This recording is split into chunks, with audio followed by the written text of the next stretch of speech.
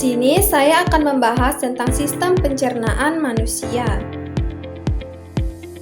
Sistem pencernaan pada tubuh manusia berfungsi untuk menghancurkan makanan yang masuk ke dalam tubuh manusia dan juga mengambil sari-sari makanan yang diperoleh dari makanan yang kita makan.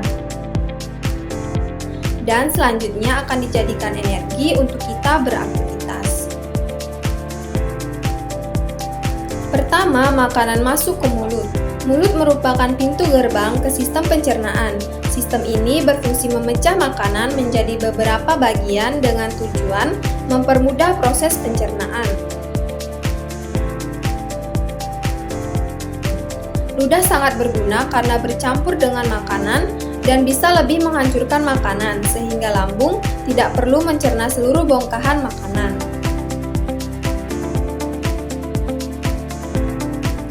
Setelah dari mulut, makanan kita menuju kerongkongan.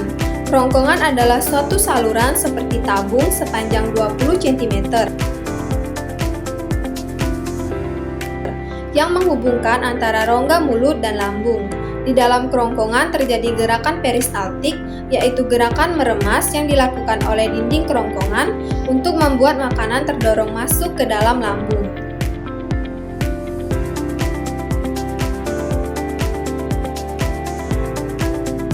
Setelah dari kerongkongan, makanan masuk ke lambung. Lambung adalah bagian dari organ pencernaan manusia yang paling elastis. Lambung berbentuk seperti kantong dan terletak di dalam rongga perut di sebelah kiri atas. Di dalam lambung, makanan mengalami pencernaan secara mekanis dan kimiawi. Pencernaan mekanis dilakukan oleh dinding otot lambung yang meremas dan mengaduk makanan. Pencernaan kimiawi dilakukan oleh getah lambung yang dihasilkan oleh kelenjar getah lambung.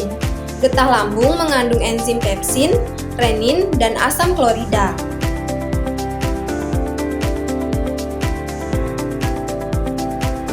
Enzim pepsin berfungsi untuk mengubah protein menjadi pepton. Enzim renin berfungsi untuk mengendapkan protein susu menjadi kasein. Dan asam klorida atau HCl berfungsi untuk mengasamkan makanan dan membunuh kuman yang masuk bersama makanan.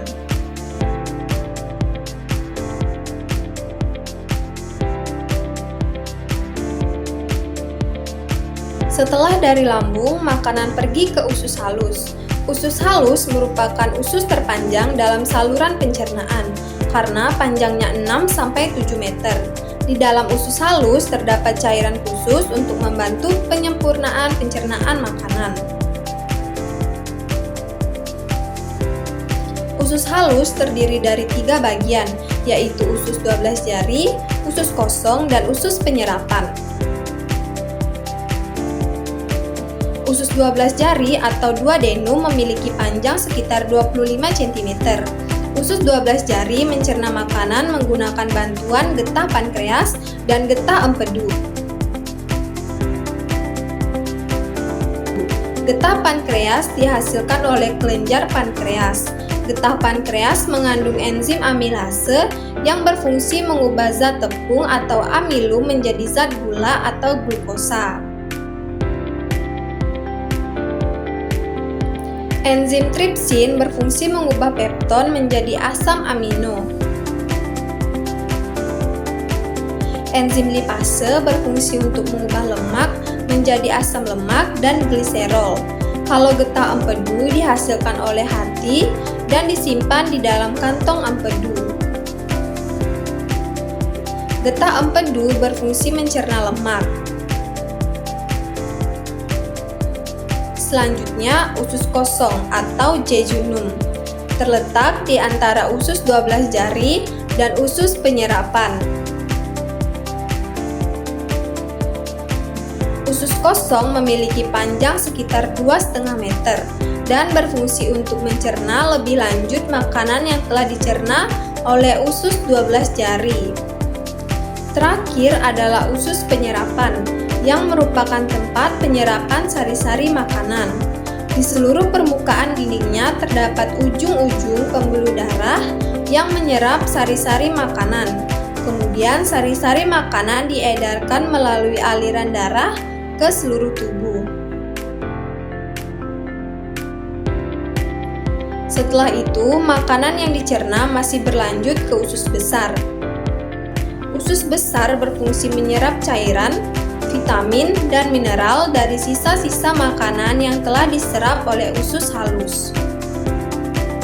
Pada usus besar terdapat bakteri yang berguna untuk tubuh yang bernama Escherichia coli yang membantu proses pembusukan sisa makanan. Proses pembusukan sisa makanan akan menghasilkan kotoran atau feses yang kemudian dikeluarkan melalui anus.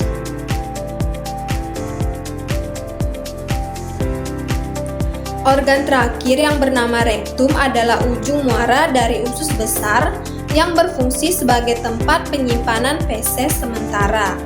Ketika rektum terisi penuh dengan feses, maka saraf akan mengirimkan sinyal ke otak yang menimbulkan rasa ingin buang air besar. Anus adalah lubang di bagian bawah pantat yang berfungsi sebagai tempat keluarnya feses dari tubuh.